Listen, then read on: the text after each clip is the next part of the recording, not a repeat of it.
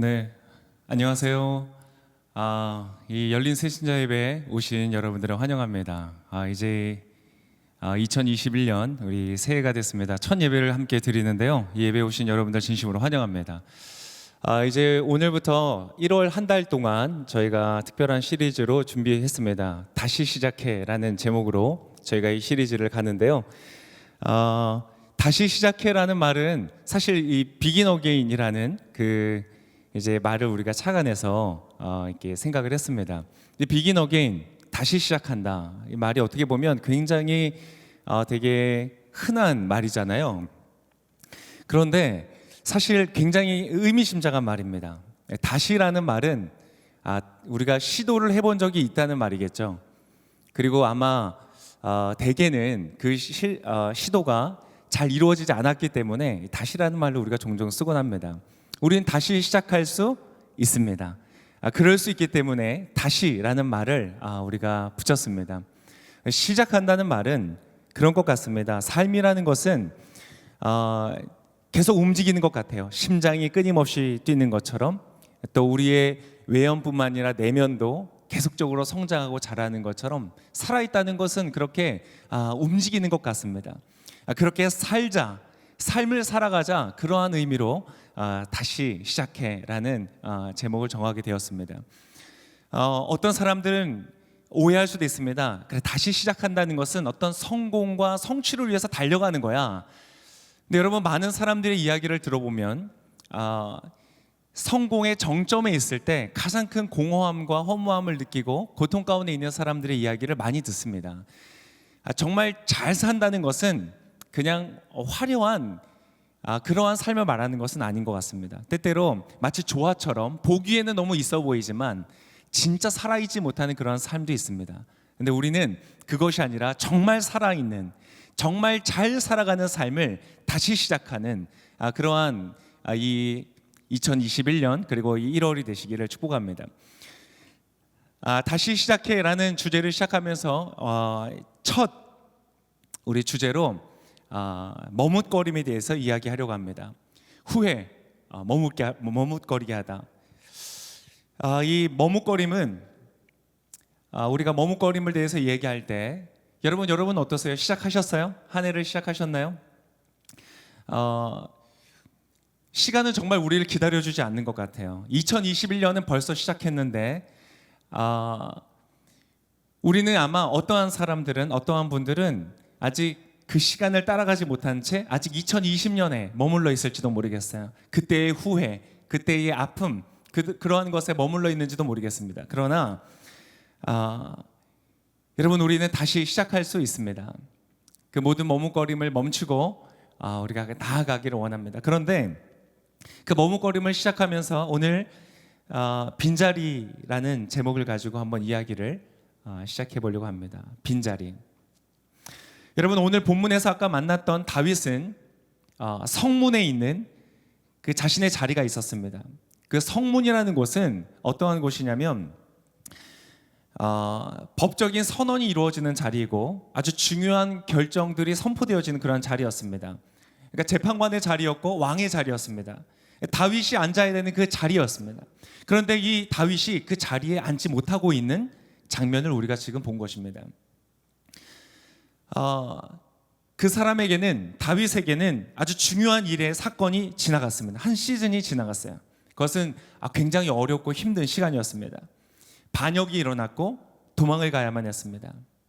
그런데 그 모든 일들이, 상황들이 잘 정리가 되고 반역자는 처단이 됐고 그는 새로운 시작을 할 수 있는 그 자리 가운데 주어진 거예요. 그런데 오늘 다윗이 그 새로운 시작, 인생의 새로운 시즌을 맞는 것을 머뭇거리고 있습니다.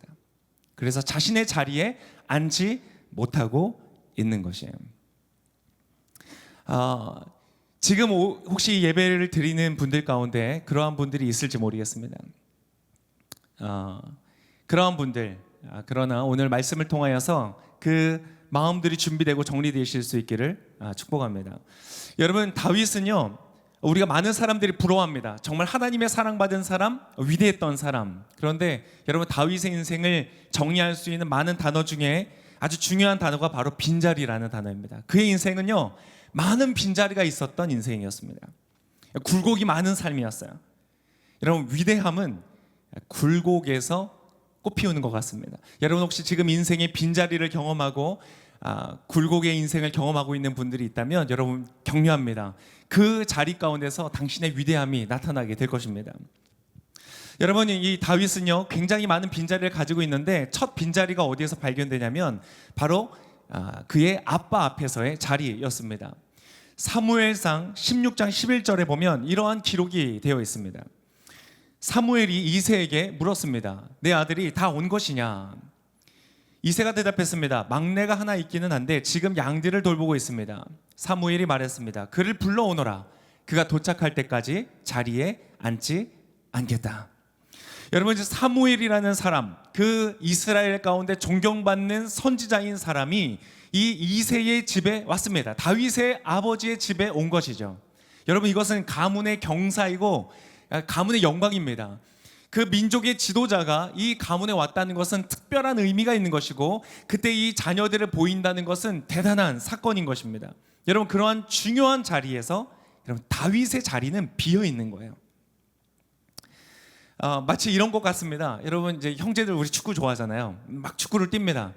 근데 경기에서 아주 중요한 승부처가 나타났어요. 이제 정말 중요한 순간이에요. 그때 이제 감독이 다 불러 모읍니다.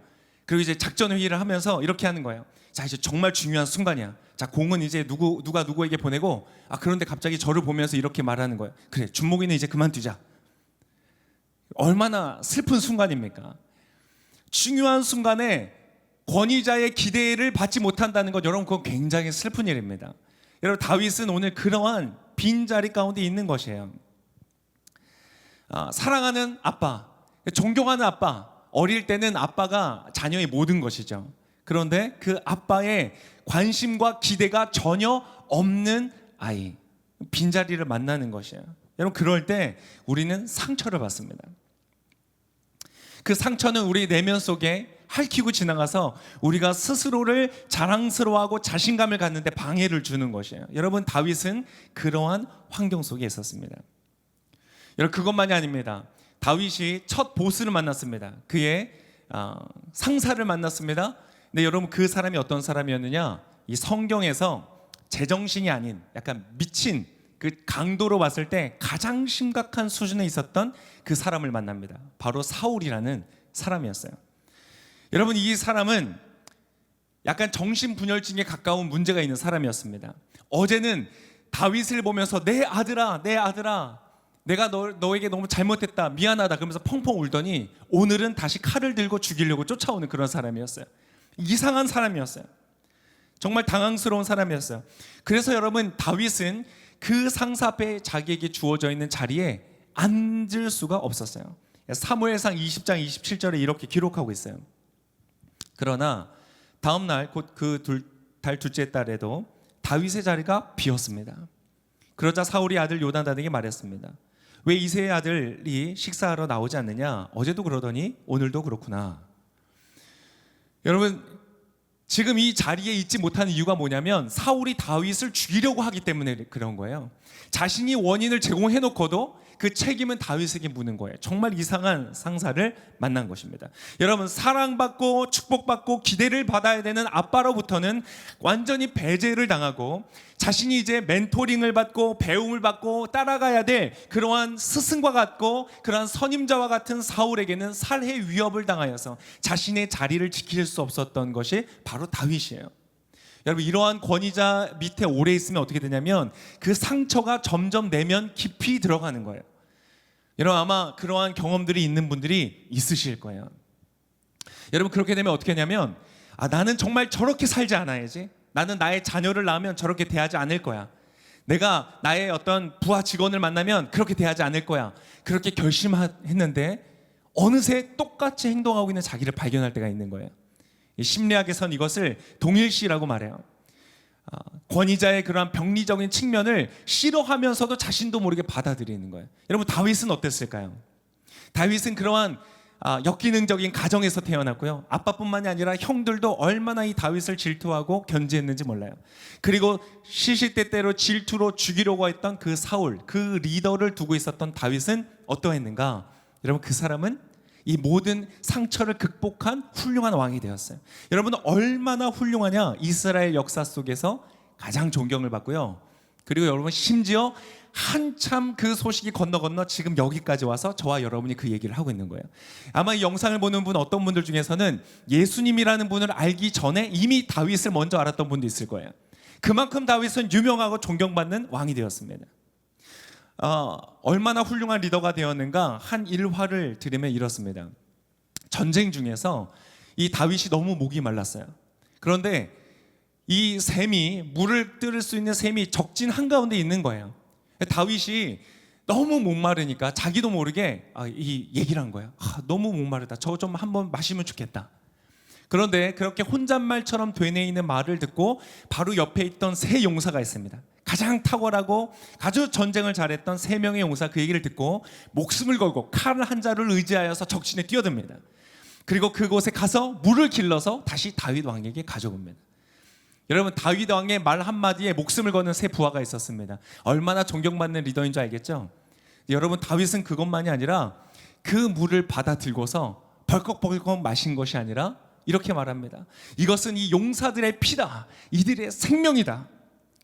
이것은 이들이 가져온 가치이다. 이것은 왕의 욕구보다 내 목마름보다 더 가치 있는 것이다. 내가 어찌 이것을 마시겠느냐. 그러면서 그 물을 하나님께 드립니다. 여러분 얼마나 멋진 팔로워고 얼마나 멋진 리더입니까?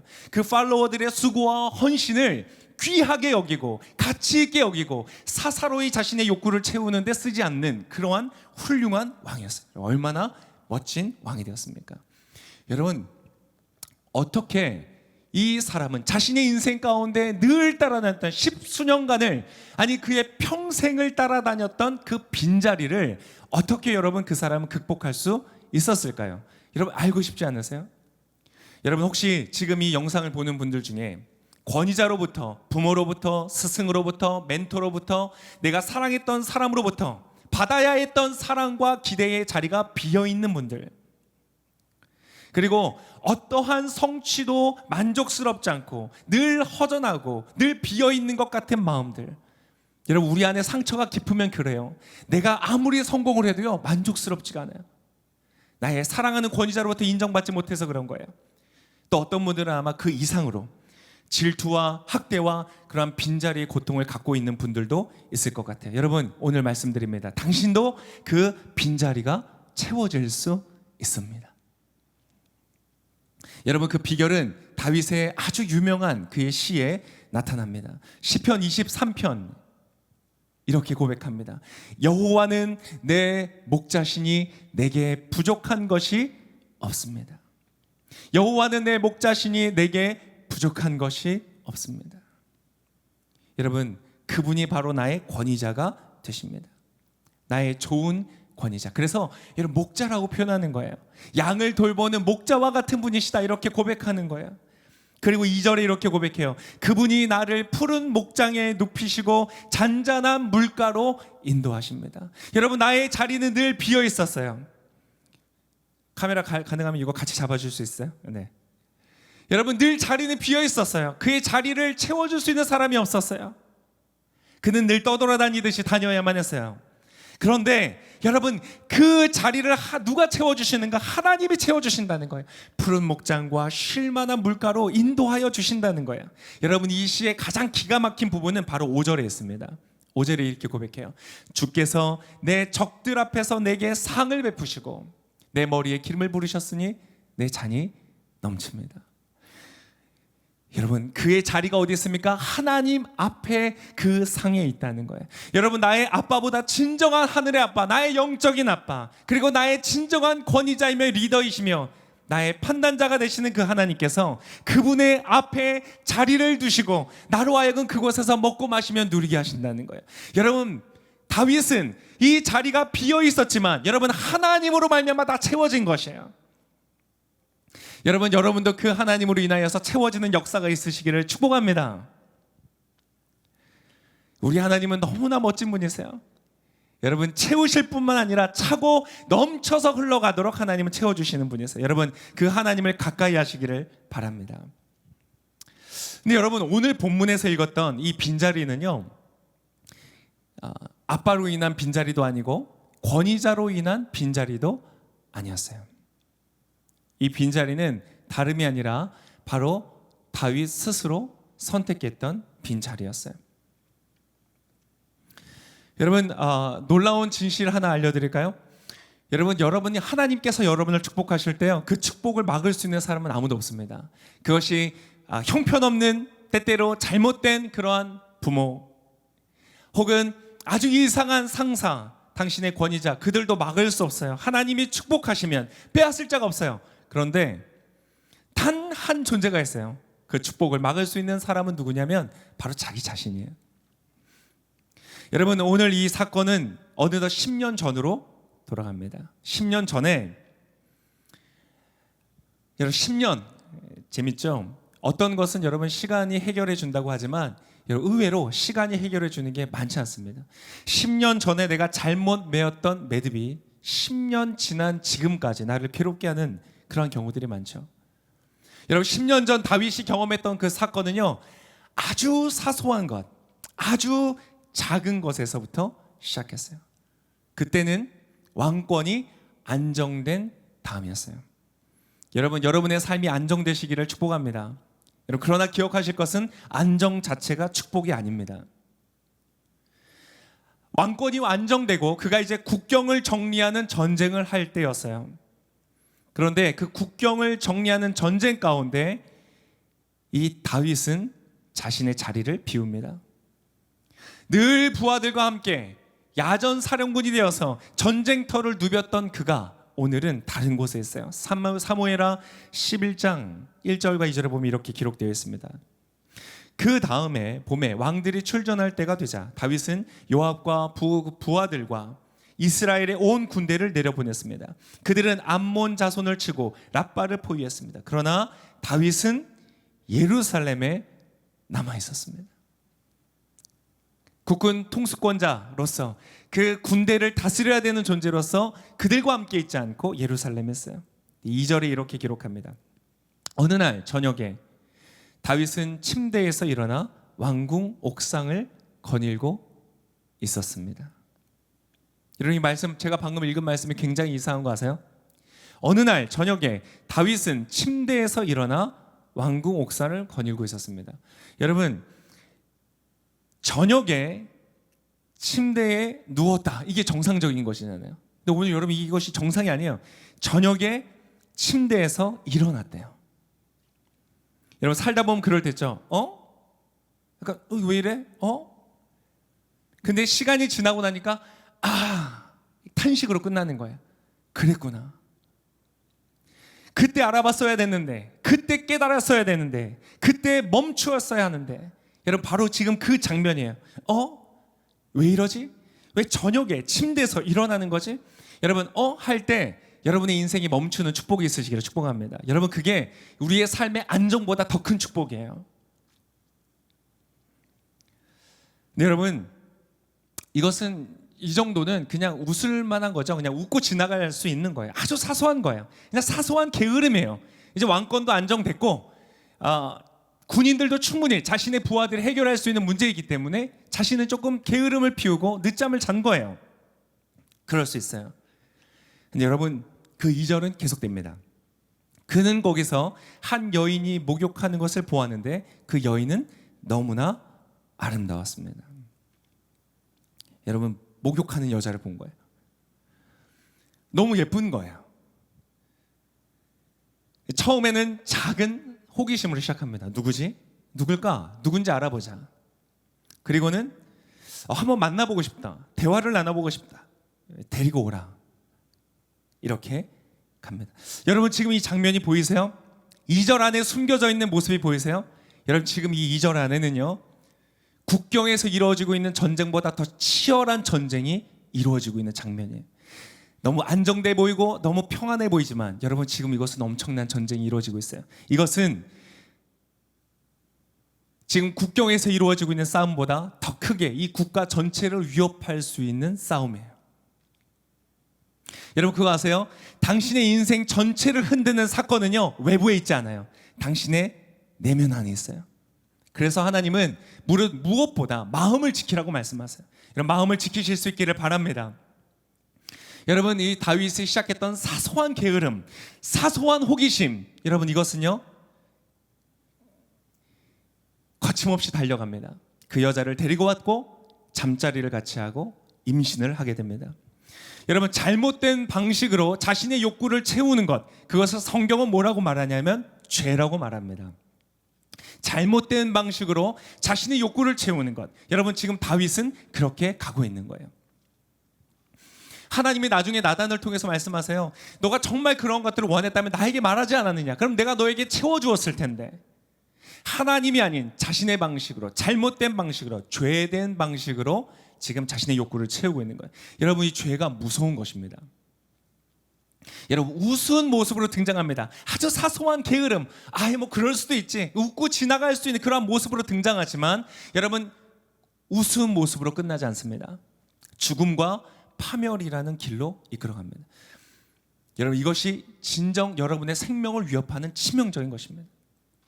여러분, 골리앗보다 훨씬 더 위협적인 존재였어요.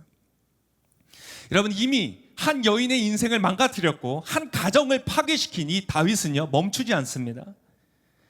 여러분, 그 사건들을 다 덮고 감추고자 전쟁터에 나가 있는 이 여자의 남편을 데리고 옵니다. 휴가를 줍니다. 그리고 집에 가서 쉬라고 합니다. 그런데 여러분, 이 신하는요 집에 들어가지 않고 텐트에 있겠대요. 왜 그러냐면 나의 부하들과 나의 동료들이 지금 전쟁터에서 싸우고 있는데 내가 어떻게 집에 들어가겠습니까? 이래서 집에 안 들어가는 거예요. 여러분, 다윗은요 정말 훌륭한 부하들이 많았어요. 그런데 그리고 그 훌륭한 부하들 때문에 이 나라가 섰던 것이죠. 여러분, 그 충성스러운 부하의 선택의 결과가 어떠했는지 아세요? 몇 번 더 부하를 이렇게 집으로 들여보내려고 그 아내와 함께 잠자리를 가져서 임신이 자기로 인한 것인 것을 다 감추려고 했던 시도들이 다 실패하자 이 부하를 전쟁터로 돌려보냅니다. 편지 한 통과 돌려보냅니다. 편지에 무엇이 명령되어 있었는가? 가장 치열한 전투의 지역에 이 사람을 보내고 가장 용감히 앞서서 싸워 나아갈 때 여러분, 이 사람만 두고 나머지 병력을 다 철수시키라는 명령이었어요. 치열한 전투에서 죽게 하려는 생각이었죠. 여러분, 얼마나 이 치졸한 지혜입니까? 여러분, 하나님이 주셨던 지혜였어요. 전쟁 가운데서 승리하라고, 나라를 보호하라고, 국민을, 백성을 지키라고 주셨던 지혜인데 여러분, 이것이 지금 어떻게 쓰이고 있습니까? 자신의 죄를 감추려는. 여러분, 한 인간이 거짓과 죄에서 자신을 방치할 때 나타나는 이 무시무시한 결과를 성경은 뭐라고 말하냐면 죽음 혹은 사망이라는 단어로 표현합니다. 이것은 그냥 개인이 맞는 죽음의 그 의미를 넘어서는 것이 아주 무서운 영적인 실체로서 죽음과 사망을 말해요. 여러분, 이것은 그냥 좋은 것도 아닙니다. 바랄 만한 것도 아니고, 그리고 큰 문제가 아니야 이렇게 할 만한 것이 아닙니다. 굉장히 심각한 것이에요. 여러분, 이제 생각해 보세요. 다윗이 다스리는 그 이스라엘이라는 나라는 어떠한 나라가 됐을까요? 자신의 욕구를 위해서 권력을 남용하는 그러한 나라가 돼요. 개인의 권리와 자유는 박탈이 당하는 그러한 나라가 되는 것이에요. 정의와 공정은 껍데기만 남고, 그러한 나라가 지금도 우리에게 굉장히 가까이 있죠. 바로 우리 머리 위에 북한이 있습니다. 소수의 집단을 위해서 국가 전체가 노예 상태가 되어 있는 여러분, 그러한 나라. 여러분, 그러한 것이 뭐라고 부르는지 아세요? 우리는 지옥이라고 불러요. 이스라엘은 지금 다윗이 다스리는 그의 다윗성과 이스라엘은 여러분 지금 지옥이 되고 있어요. 사실 성경이 말하는 지옥은 그것보다 훨씬 더 무서운 것입니다. 정말 두려운 것입니다. 그러나 우리가 상상할 수 있는 가장 무서운 것이 지옥이기 때문에 그렇게 말하는 거예요. 여러분, 다윗은 어느새 사울보다 더 악한 존재가 되어서 여러분 그 나라를 다스리고 있는 거예요. 여러분, 앞으로 그가 다스릴 그 통치의 방향을 하나님이 보시면서 뭐라고 생각하셨을까요? 하나님이 사무엘하 11장 27절에 이렇게 말씀하시는 거예요. 자, 슬픔의 기간이 끝나자 그 부하가 죽어서 장례를 치른 거죠. 그것이 끝나자 다윗은 사람을 보내 그녀를 자기 집으로 들였고 그 여인은 다윗의 아내가 되어 아들을 낳았습니다. 여러분, 뭐라고 성경이 말하냐면, 그러나 다윗이 한 이 일은 여호와께서 보시기에 악했습니다. 그분이 보시기에 악했다. 여러분, 지금 이 하나님의 기준이 우리에게 축복이 된다는 거 아세요? 그분의 의로움이 우리의 구원이 된다는 것 아세요? 여러분, 하나님의 기준과 하나님의 의로움은 인류에게 거추장스러운 어떠한 것이 아니라, 우리를 제한하는 것이 아니라 우리를 보호하고 구원하는, 지옥으로부터 구원하는 하나님의 축복이에요. 하나님이 이것을 보시면서 악하다고 생각하셨어요. 여러분, 지금 이 다윗이 벌린 이 죄의 두려운 일들은 우리의 삶에도 이렇게 극적이진 않다고 할지라도 얼마든지 일어납니다. 어떤 권력자, 부자들, 가진 사람들에 의해서 일어나는 것이 아니라 우리 모두에게 일어나는 사건들이에요. 예를 하나 제가 한번 들어보겠습니다. 제가 청년들과의 대화를 할 때 클럽 얘기가 나왔어요. 그래서 제가 그런 얘기를 했습니다. 야, 클럽 가서 즐겁게 스트레스 풀고 춤추고 그런 거 뭐 나쁘지 않을 것 같아 라고 얘기했어요. 그랬더니 한 지체가 저한테 말하더라고요. 목사님, 클럽을 안 가보셔서 그런 얘기를 하시는 거예요. 가보면 분위기가 완전 다릅니다. 그런 거 아니에요. 이렇게 얘기를 하는 거예요. 그래서 아니, 본인이 가본 클럽만 더 그랬을 수도 있잖아. 그랬더니 자기가 되게 많이 다녀봤대요. 다니라는 거예요. 도대체 뭐 얼마나 다닌 거야? 그래서 제가 그랬어요. 그래, 그럼 같이 한번 가보자. 나도 뭐 한번 보자. 그랬더니 그런 얘기를 하는 거예요. 목사님, 지금 딱 외모상 입구 컷입니다. 못 들어가십니다. 그러는 거예요. 상처받았어요. 근데 아무튼 여러분, 클럽이라는 곳이 사람들이 이제 막 멋있게 근사하게 자기를 꾸미고 가는 곳이잖아요. 그러니까 가면 유혹이 많죠. 사소한 거예요. 사소한, 그냥 한번 즐길 수 있는 그러한 거예요. 사소하게 시작하는 거예요. 근데 여러분, 가서 너무 근사한 이성들이 많은 거죠. 그리고 약간의 술 기운, 그리고 기분 들떠 있는 마음, 이런 그런 것 때문에 어떠한 사람들은 원나잇 스탠드로 가요. 그리고 그 중에 어떠한 사람들은 임신으로 가요. 그리고 그 중에 어떠한 사람들은 낙태를 결정해요. 한동안 우리 교회에서 낙태에 대한 이야기도 같이 나눴는데, 여러분, 이미 17년의 기준으로 봤을 때 여러분, 낙태되어지는 건수가 출생하는 건수보다 더 많다고 이미 파악이 된 것이 있습니다. 저도 좀 보고 놀랐는데, 여러분, 그 한 해 동안 낙태된 건수가 대략 추정하는데 50만 건이래요. 그러니까 하루에 1,300명이 넘는 아기들이 죽었다는 거예요. 저는 이것이 여자들만의 문제가 아니라고 생각합니다. 여러분, 그 아기, 죽임을 당한 아기의 부모, 남자든 여자든 그 둘에게 여러분, 이것은 굉장히 책임질 수 없는 심각한 문제예요. 여러분, 하나님이 보실 때 뭐라고 하실까요? 하나님 보실 때 악한 것이에요. 그래서 여러분, 이 영상을 보는 혹시 젊은 청년들에게 제가 권면합니다. 인격적인 약속과 헌신이 없는, 무책임으로 끝날 수밖에 없는 그런 관계가 있다면 여러분, 그 관계를 멈추세요. 라고 할 때 여러분, 라는 탄식으로 끝나기 전에 여러분, 그 관계를 멈추세요. 제가 하나의 예로 클럽을 거론했지만 굉장히 많은 사람들이 다양한 이유로 그런 낙태를 할 뿐만 아니라, 여러분, 그 낙태만이 문제가 아니죠. 여러분, 그냥 저는 하나의 예로만 들었을 뿐이에요. 때때로 어떤 사람들은 나는 클럽 안 가니까, 그러면서 클럽 가는 사람들을 정죄해요. 결코 그럴 수 없어요. 더 무서운 죄들이 많습니다. 그 중에 하나가 교만이에요. 교만이라는 죄는 스스로의 의로움과 정당성, 인정받고 싶은 욕구를 상대방의 결핍, 상대방의 흠에 비교해서 상대적으로 내가 낫다고 인정받고자 하는 것이 바로 이 교만이라는 죄입니다. 얼마 전에 저희 둘째 아들이 저한테 이렇게 얘기했어요. 초등학생인데요. 이렇게 얘기했어요. 아빠, 화내기 전에 한 번 더 생각해 주세요. 이렇게 얘기를 했어요. 여러분, 교만의 열매 중에 하나가 분노입니다. 저도 모르게 제가 이렇게 화를 많이 내는지도 모르고 살았어요. 근데 아이를 봤을 때 제가 스스로 제가 옳다고 생각하고 다른 사람을 정죄하고 비난하는 그러한 마음이 내 안에 있었던 거예요. 요즘 회개하면서 지내고 있습니다. 나의 교만이 얼마나 아내의 기쁨을 죽이고 가정의 평화를 파괴하는 역할을 하고 있는지 여러분, 그것을 깨닫고 배우는 것이에요. 가정을 지옥으로 만들 수 있어요. 여러분, 교만한 사람이 있었던 곳은요, 그 인근 일대의 모든 관계와 그 환경이 여러분 황무지가 되어버립니다. 여러분, 그것은 하나님 보시기에 악한 것이에요. 그 외에도 굉장히 많습니다. 부정직, 탐욕, 질투, 많은 것들이 우리의 자신과 우리의 사회를 죽음으로 몰아가고 있는 것이에요. 여러분, 하나님은 그러한 것을 보시면서 어떻게 보실까요? 하나님은 심판하신다고 말씀하세요. 그냥 적당히 눈 감고 지나가지 않으세요. 여러분, 지옥에서 고통받는 사람들을 모른 척 하시는 분이 아니세요. 사무엘하 12장 9절에서 12절까지 보면 이러한 글이 나옵니다. 하나님께서 다윗에게 말씀하세요. 그런데 내가 어떻게 여호와의 말씀을 무시하고 여호와 보시기에 악한 짓을 했느냐? 내가 햇사람 우리아를 칼로 쓰러뜨리고 그 아내를 내 것으로 만들지 않았느냐? 너는 그를 암몬 사람의 칼에 맞아서 죽게 했다. 여러분, 이것은 마치요 검사의 고소장을 보는 것 같아요. 아주 디테일한 상황들을 다 기억하시고 하나님 그것을 일일이 지적하고 계세요. 억울한 죽음을 당한 우리아를 하나님 기억하세요.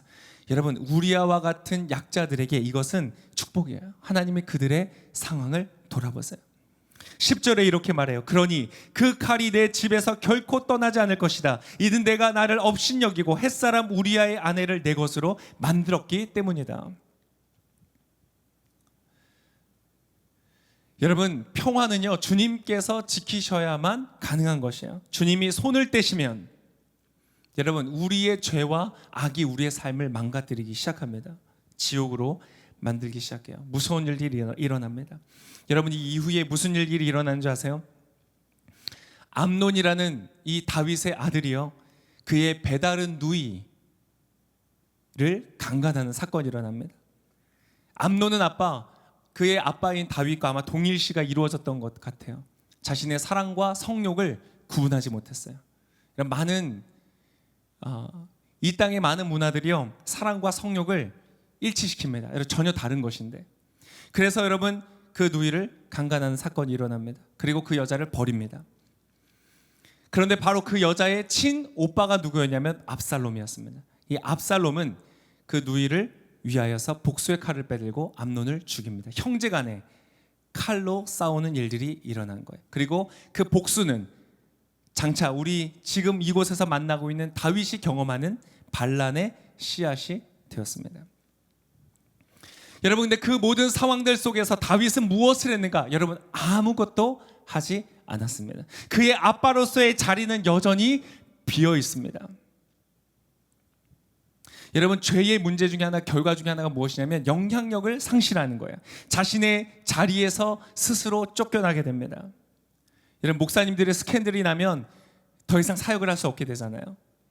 여러분, 이것은 종교를 넘어서 다른 종교도 마찬가지입니다. 최근에 우리 나라에서도 영향력 끼쳤던 한 스님이 그의 부정직한 어떤 삶을 인하여서, 그의 죄로 인하여서 영향력을 다 잃게 되었잖아요. 여러분, 그렇게 죄는요 우리의 삶의 자리로부터 우리를 밀어내는 영향을 갖습니다. 이 다윗은요 압살롬, 암몬 그들에게 모두 다 아빠의 자리에 앉아있지를 못했어요. 압살롬은요 왜 다윗의 자리를 빼앗아서 그 자리에 대신 앉았는가? 이미 어차피 비어 있었던 그 자리였어요. 아무것도 기대할 수 없는 아빠의 자리에 그는 자리에 앉았었던 것이에요. 여러분, 아까 읽었던 12장 11절에 하나님께서 이렇게 말씀하셨어요. 여호와께서 말씀하십니다. 내가 내 집에서 너를 대적하는 악을 일으키겠다. 내가 바로 내 눈앞에서 내 아내들을 데려다가 내 이웃에게 줄 것이니 그가 밝은 대낮에 내 아내를 욕보일 것이다. 여러분, 엄청나게 무서운 심판을 말씀하십니다. 여러분, 이 심판이 어떻게 이루어지는가? 바로 압살롬이 도망간 다윗 앞에서 다윗이 남기고 간 후궁들, 그 후궁들과 함께 백성들이 모두 다 볼 수 있는 곳에 천막을 치고 그 여자들과 동침을 합니다. 여러분, 굉장히 악한 죄와 반역을 일으킨 것이죠. 여러분, 그것이 바로 다윗을 향하여 하나님 말씀하셨던 이 심판의 성취가 되어지는 것입니다. 여러분, 심판은요 마치 수술과 같아서 우리 안에 암이 있다면 그 암덩이를 다 잘라내야 되는 것처럼 죄를 잘라내야 멈추는 것입니다. 오늘 이 심판은 언제 마칠 것인가? 우리아의 그 잘못된 그 의로운 피가 흘려졌던 그 사건의 심판은 어떻게 이루어지는가? 여러분, 다윗이 죽어야 끝나는 것이에요. 그 대가가 지불되어야 여러분 끝나는 것이에요. 근데 여러분, 그 결과는 압살롬이 죽었습니다. 물론 압살롬은 자신의 죄 때문에 죽었습니다. 그러나 여러분, 그 압살롬의 죽음 앞에서 저는 새로운 것을 발견합니다. 압살롬이 죽었던 장면을 한번 보겠습니다. 사무엘하 18장 4절이에요. 이렇게 말합니다. 요압이 말했습니다. 내가 너와 이렇게 꾸물거리고 있을 때가 아니다. 그러고는 창 3개를 손에 쥐고는 아직 살아서 상수리 나무에 달려있는 압살롬의 심장을 찔렀습니다. 여러분, 압살롬은 자신의 죄 때문에 죽었지만 여러분, 사실 이것은 다윗이 죽어도 할 말이 전혀 없는 사건이었어요. 압살롬은 자신의 죄 때문에 죽었지만 지금 이 모든 일들이 일어나고 있는 것을 다윗의 입장에서 보면 자신의 죄의 결과로 오는 하나님의 심판이었기 때문에 그래요. 여러분, 오늘 다윗이 자신의 빈자리를 앞에다 두고 차마 이 빈자리 가운데 앉지 못한 채 슬피 울고 있는 이유가 바로 그것이에요. 그의 사랑하는 아들을 잃어서도 그렇지만 바로 그 압살롬이 당했던 죽음은 바로 자신의 죽음이었기 때문에 그래요. 하나님의 심판을 위해 내가 죽었어야 했어요. 그렇기 때문에 자신의 자리에 앉지 못하는 것이에요. 근데 여러분, 압살롬의 죽음을 보십시오. 그는 나무에 달려있는 채로 심장이 찔려 죽습니다. 여러분, 이 장면은 마치 어떠한 장면을 떠올리게 하냐면 바로 예수께서 십자가에 달리신 사건을 기억나게 합니다. 여러분, 제가 보니까요, 오늘 이 압살롬의 죽음은 바로 십자가의 오마주와 같아요. 시간을 초월해서 하나님께서 이루실 구원의 이 놀라운 걸작품이에요. 예수께서 우리를 대신하여 죽기 위하여서, 여러분, 나무에 달린 자마다 저주를 받은 자라 구약 때부터 얘기하거든요. 왜 나무에 달린 사람이 저주를 받은 사람일까? 여러분, 예수께서 죽으시는 자리이기 때문에, 예수께서 우리의 죄를 대신해서 죽는 자리이기 때문에, 모든 심판을 그치는 자리가 되기 때문에 여러분, 그 자리에 달린 사람은 저주를 받는 자라고 했어요. 하나님의 저주를 받은 자. 그래서 구약에 노뱀이 달린 것도 나무였어요. 나무에 노뱀을 달았어요. 그러한 모든 것들이 십자가의 오마주예요. 여러분, 압살롬이 죽음으로써 다윗이 경험하였던 그 반역과 심판은 끝이 났습니다. 여러분, 우리를 추적해오는, 우리의 죄를 추적해오는 하나님의 심판은 어디에서 끝나는가? 바로 십자가 앞에서 여러분, 끝나는 것이에요. 예수 그리스도를 믿으면, 그분의 십자가 앞에 나아가면 우리의 죄의 문제, 심판의 문제, 우리가 감당하고 지불해야 되는 그 모든 문제들이 여러분 해결이 되어집니다. 여러분, 그 놀라운 용서, 나를 대신하여 죽으신, 우리의 심판을 멈추신, 우리가 모든 후회할 만한, 돌이킬 수 없는, 하고자 하면 돌이키고 싶지만 그럴 수 없는 우리의 삶의 모든 영역들을 다시 채우시는 그 하나님의 놀라운 구속의 은혜를 여러분 경험하고 싶지 않으십니까? 그 은혜를 여러분 받으시기를 축복합니다. 그것을 받는 사람마다 어떻게 주 앞에 찬양하며 고백하게 되냐면 바로 이 찬양의 고백과 같이 나아가는 거예요. 여러분, 저와 함께 이 찬양을 아는 분들은 찬양을 하면서 여러분, 우리를 구속하여 주신 십자가 앞에 여러분 마음으로 나아가실 수 있기를 바랍니다. 할렐루야, 찬양하세. 내 모든 죄 사함 받고 주 예수와 동행하니 그 어디나 하늘나라. 우리 한 번 더 같이 고백하십시다. 할렐루야, 찬양하세. 내 모든 죄 사함 받고 주 예수와 동행하니 그 어디나 하늘나라.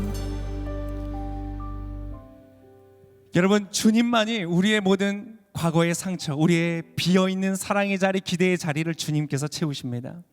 뿐만 아니라 내가 결정한 빈자리, 사소한 것에서 시작했지만 내가 선택했던 모든 파멸과 죽음의 자리들, 그것을 해결하시는 분, 나의 실수, 나의 잘못, 나의 죄, 그것을 십자가를 통하여서 심판을 멈추시고 나를 용서하십니다. 그리고 다시 시작하게 하십니다.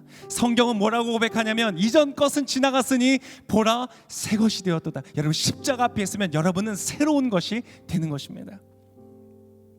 여러분, 이것을 믿는 분들, 어떤 분들은요 교회를 오랫동안 다녔어요. 이 얘기를 들었어요. 그런데도 오늘 다윗처럼 그의 자리로 돌아오는 것을 머뭇거리는 거예요. 내가 사랑받는 자리, 축복을 받는 자리. 난 아무것도 한 게 없는데요, 난 잘한 게 없는데요, 내가 어떻게 이 자리에 앉아요? 하나님의 자녀가 되는 자리, 기대를 받는 자리, 사랑받는 자리, 하나님의 축복을 받는 자리 가운데 돌아오는 것을 머뭇거리는 분들이 있어요. 여러분, 오늘 이 복음을 처음 듣고 예수님 앞에 나오는 분들이든 아니면 교회에 오랫동안 다녔지만 그 하나님의 사랑받는 자리 가운데 자책과 죄책과 후회 때문에 머뭇거리고 있는 분들, 여러분들이 오늘 하실 일이 한 가지가 있습니다. 그것은 바로 다윗이 했던 아주 단순한 그 행동 하나입니다. 바로 그의 자리에 가서 그 자리에 앉는 것입니다. 나는 여전히 부족합니다. 나는 여전히 깨어져 있습니다. 나는 자격이 없습니다. 그러나 나를 대신하여 심판을 멈추신 예수 그리스도의 십자가를 인하여서 이제 나는 마치 하나님의 자랑스러운 아들 예수 그리스도처럼 나는 그분의 사랑을 받을 수 있는 것입니다. 여러분, 그 사랑의 자리로 돌아오십시오. 그 하나님의 기쁨의 자리에 앉으십시오. 여러분, 그 자리는 왕자리였어요. 다윗이 부름받은 자리였어요. 여러분의 부름받은 자리에 앉으십시오. 여러분의 아빠의 자리, 여러분의 남편의 자리, 여러분의 아내의 자리, 엄마의 자리, 여러분이 맡겨진 사명의 자리. 그렇습니다. 아직 우리는 부족합니다. 우리는 아직도 미완성입니다. 우리는 시시로 때때로 여전히 죄를 반복합니다. 그럼에도 불구하고 우리는 십자가 앞에서 온전히 회복되어졌기에 나의 자격과 나의 존재와 나의 가치는 예수 그리스도의 십자가로 말미암아 회복되어졌기에 여러분, 이 자리에 앉으십시오. 하나님께서 여러분과 동행하실 것입니다. 후회로 인한 머뭇거림을 멈추고 새로운 인생의 축복의 자리로 초대하시는 주님과 함께 나아가시는 여러분 되시기를 바랍니다. 제가 기도하겠습니다. 살아계신 하나님, 우리의 모든 빈자리, 상처의 자리, 죄의 자리를 치유하시고 회복하시는 주님의 이름을 찬양합니다. 이제 그 주님 앞에 나아갑니다. 예수 그리스도의 십자가 앞에 나아갑니다. 이제 주님으로부터 사랑받고 기대받고 축복을 받는 주님의 자녀의 자리, 주님의 귀한 사역 가운데 동참하는 부르심의 자리 가운데 제가 앉습니다. 주님, 나와 동행하여 주시며 이제 머뭇거리지 않고 2021년 놀라운 역사를 이루실 주님과 함께 동행하는, 함께 예배하는 모든 귀한 주의 백성들 되도록 하나님 축복하여 주시옵소서. 그렇게 행하여 주실 주님께 감사와 찬송과 영광을 올려드리며 이 모든 말씀을 살아 역사하시는 귀하신 예수님의 이름으로 기도합니다. 아멘.